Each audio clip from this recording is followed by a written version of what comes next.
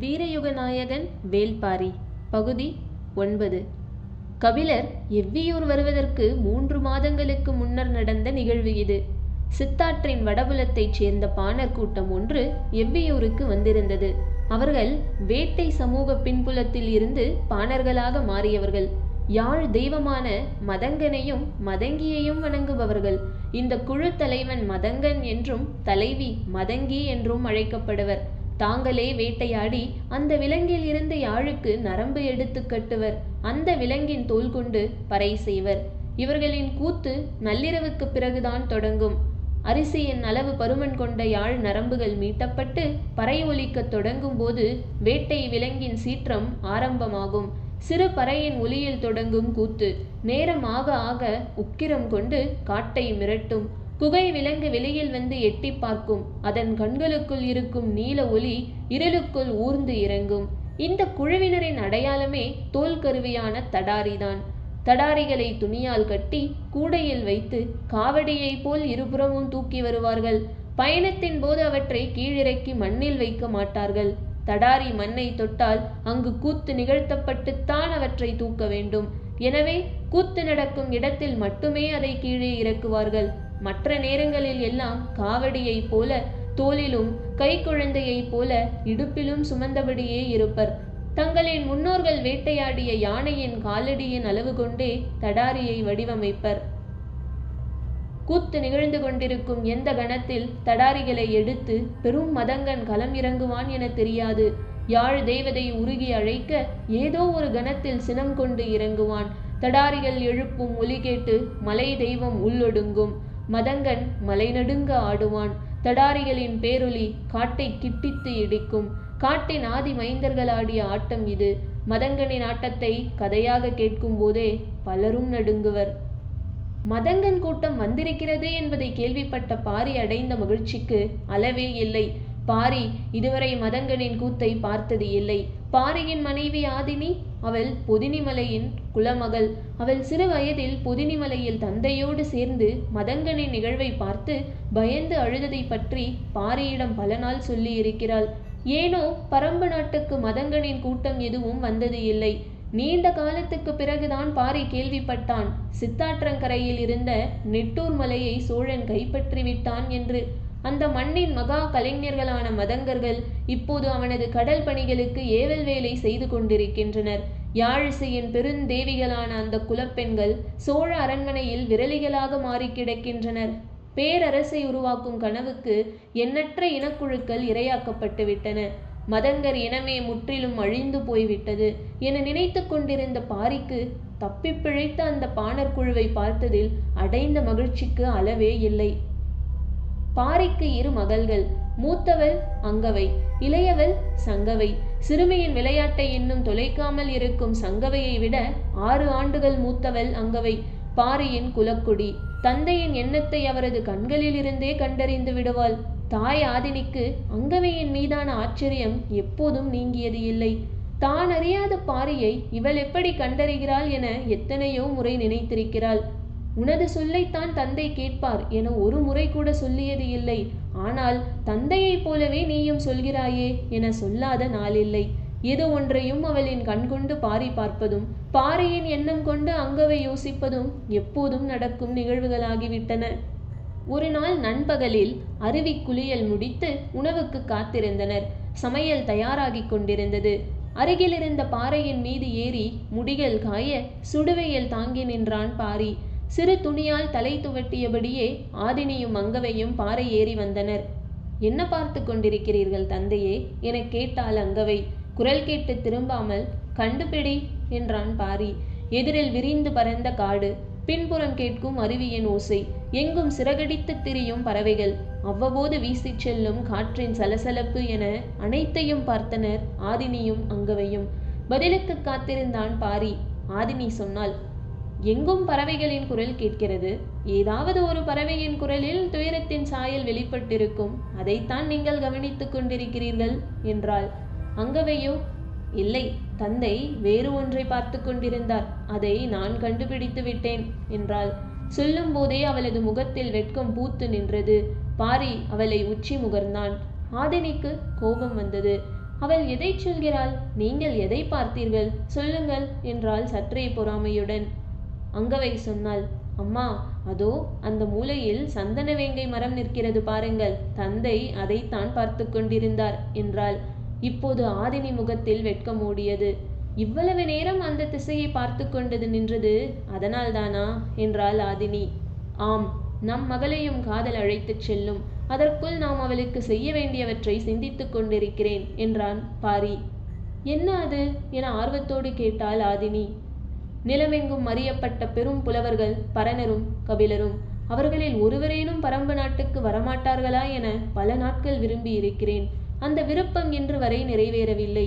என் மகள் மணமுடித்துச் செல்வதற்குள் அவர்கள் வரவேண்டும் என்று மனம் ஏங்குகிறது. அவர்கள் எழுத்து கற்றவர்கள்.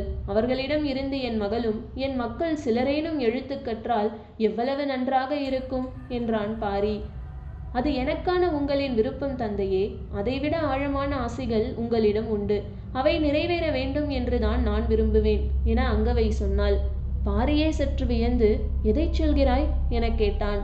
அங்கவை சொன்னாள், பரம்பு நாட்டில் முழங்காத பறை இல்லை, ஆடாத கூத்து இல்லை, மீட்டாத யாழ் இல்லை.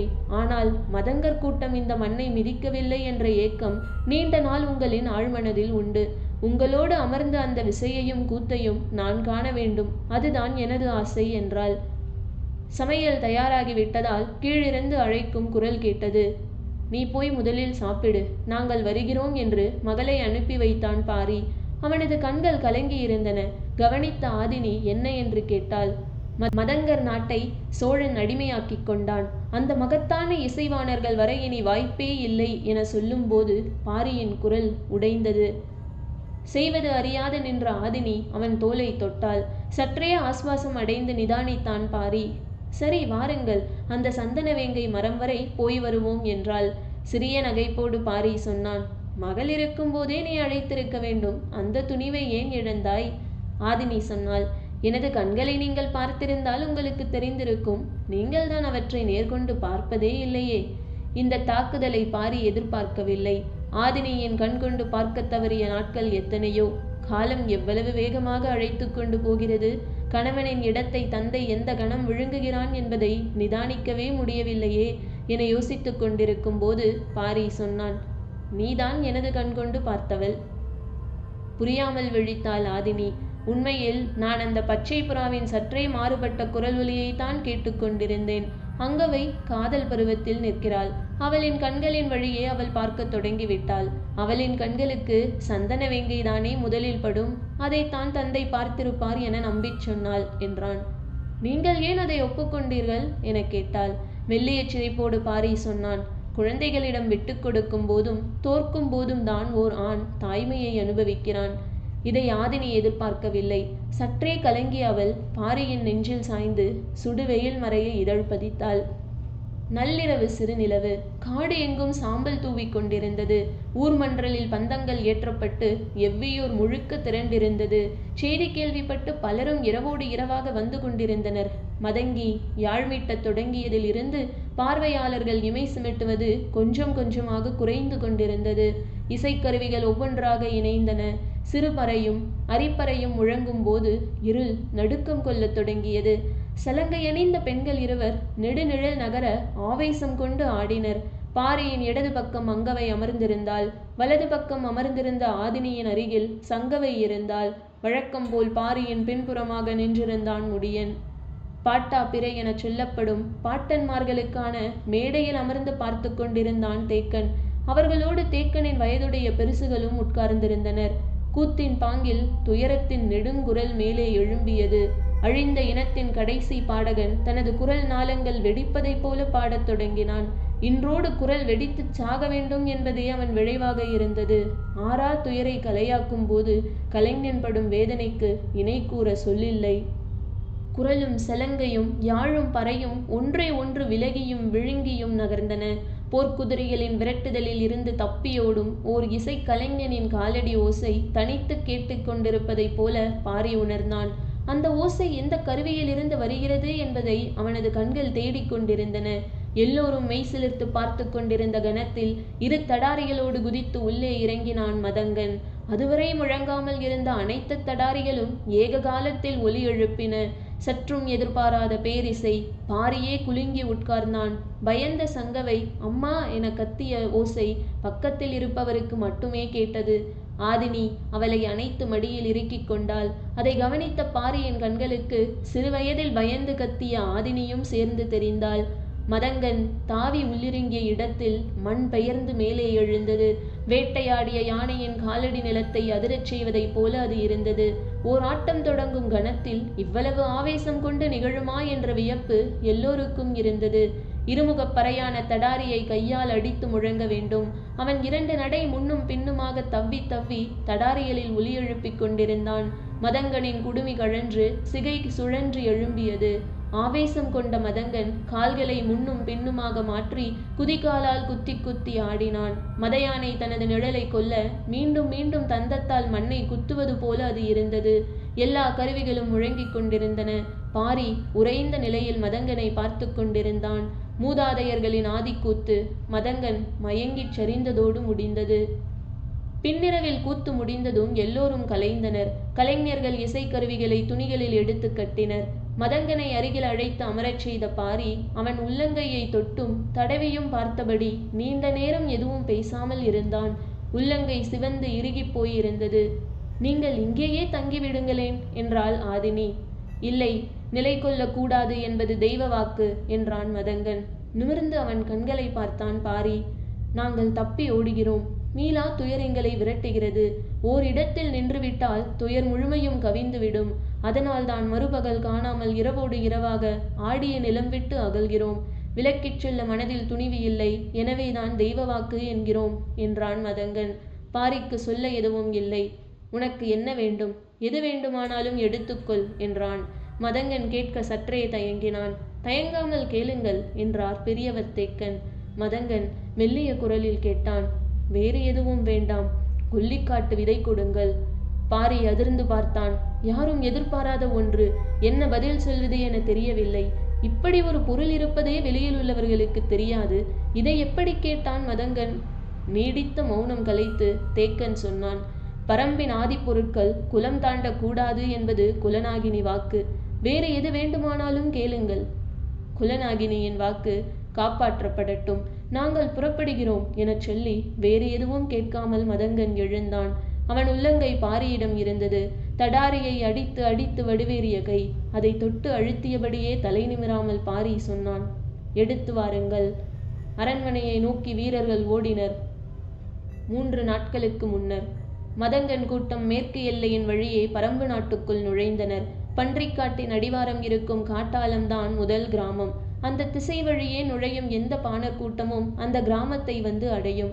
அதன் பிறகு வீரன் ஒருவன் அந்த கூட்டத்தை அழைத்து கொண்டு 3 நாட்கள் பயணித்து எவ்வியூர் கொண்டு வந்து சேர்ப்பான். அப்படித்தான் இவர்களும் வந்தார்கள். வரும் வழியில் கூட்டத்தில் இருந்த பெண்ணொருத்தி மயங்கிச் செறிந்தாள். என்ன என அழைத்து வந்த வீரன் விசாரித்த போதுதான் தெரிந்தது ஆகாரம் இன்றி தொடரும் 4ஆம் நாள் பயணம் இது என்பது. குடுவையில் இருந்த நீரை தெளித்து அவளை எழுப்பினர். பக்கத்தில் கிராமம் எதுவும் இல்லை. உணவுக்கு என்ன செய்யலாம் என யோசித்த வீரன் சிறிது தொலைவில் இருந்த குளத்துக்கு அழைத்துச் சென்றான். மதங்கன் கூட்டமும் ஆவலோடு போனது. குளக்கரையை அடைந்ததும் நீங்கள் உட்காருங்கள், நான் மீன் பிடித்து வருகிறேன் என்றான். கையில் வலை இல்லை, குத்தீட்டி இல்லை. எதை வைத்து மீன் பிடிப்பாய் என மதங்கன் கேட்டான். இடுப்பு துணியில் முடித்து வைத்திருந்த சிறிய காய் ஒன்றை எடுத்து காட்டினான் வீரன். இதை வைத்து எப்படி மீன் பிடிப்பாய் என கேட்டான் மதங்கன். பாருங்கள் என்று சொன்ன வீரன் அந்த காயை அருகிலுள்ள கல் மீது வைத்து தட்டினான். அது 2ஆக உடைந்தது. ஒரு துண்டை எடுத்து இடுப்பு துணியில் முடிந்து கொண்டான். மறு துண்டை கல்லால் தட்டி பொடி பொடியாக ஆக்கினான். அதை துளியும் மிஞ்சாமல் எடுத்து குளத்தில் தூவிவிட்டான். அவன் தூவிய இடத்தை பார்த்து கொண்டிருந்தான் மதங்கன். நீர் சிறிது கலங்க ஆரம்பித்தது. சிற்றலைகள் தோன்றின. வீரன் சொன்னான், இது கொல்லிக்காட்டு விதை. காக்காய் கொல்லி விதை என்றும் சொல்வோம். அதை மீன்களும் பறவைகளும் விரும்பி தின்னும். பிறகு சிறிது நேரத்திலேயே மயக்கமடைந்து விடும் என்றான். மதங்கன் ஆச்சரியத்தோடு கேட்டான், மீன் எப்படி மயக்கமடையும்? அதோ பாருங்கள் என்றான் வீரன். மதங்கன் அந்த இடத்தை பார்க்க மீன்கள் மேலும் கீழுமாக சுழன்றும் பிறண்டும் நீந்தி கொண்டிருந்தன. பெரு மீன் ஒன்று வாளை மட்டும் மெல்ல அசைத்தபடி மிதக்க ஆரம்பித்தது. வீரன் உள்ளே இறங்கி ஒவ்வொன்றாக எடுத்து கொடுக்க ஆரம்பித்தான். வாய் பிளந்து நின்ற மதங்கன் அதை வாங்கினான். 8 பேருக்கு தேவையான மீன்களை எடுத்த பிறகு வீரன் கரையேறினான். இன்னும் சில மீன்கள் மிதந்து கொண்டிருந்தன. நமக்கு இவை போதும். அவை சிறிது நேரத்தில் மயக்கம் தெளிந்து நீருக்குள் சென்றுவிடும். அதுவரை பறவைகள் எதுவும் கொத்தாமல் பார்த்து கொள்ளுங்கள் என்று சொல்லிவிட்டு நெருப்பு மூட்ட தீக்கல் எடுக்கச் சென்றான் வீரன். மதங்கன் பார்த்து கொண்டே இருந்தான். அரண்மனைக்குச் சென்ற வீரர்கள் பெரும் தாழிப்பானையை தூக்கி வந்து பாரியின் முன்னால் வைத்தனர். மதங்கனின் கண்கள் ஆச்சரியம் நீங்காமல் பானைக்குள் பார்த்தன. அதே காய்கள். பாரி சொன்னான், எவ்வளவு வேண்டுமோ எடுத்து கொள்ளுங்கள். தேக்கனின் மனம் பதறியது. ஆதினிக்கு என்ன சொல்லுவது என புரியவில்லை. குலவழக்கங்களை மீறும் இடங்களுக்கு சாட்சியாக நிற்பவர் யாராக இருந்தாலும் உள்நடுக்கம் கொள்வர். எல்லோருக்குள்ளும் ஒருவித அச்சம் உண்டானது. இறுக்கமான அந்த சூழலில் மதங்கனின் 2 கைகளும் தாழிக்குள் இருந்து கொல்லிக்காட்டு விதையை கை நிறைய அள்ளின. தடாரி பேரொலி எழுப்பிய போது உணர்ந்ததைப் போல பல மடங்கு நடுக்கத்தை இப்போது உணர்ந்தனர்.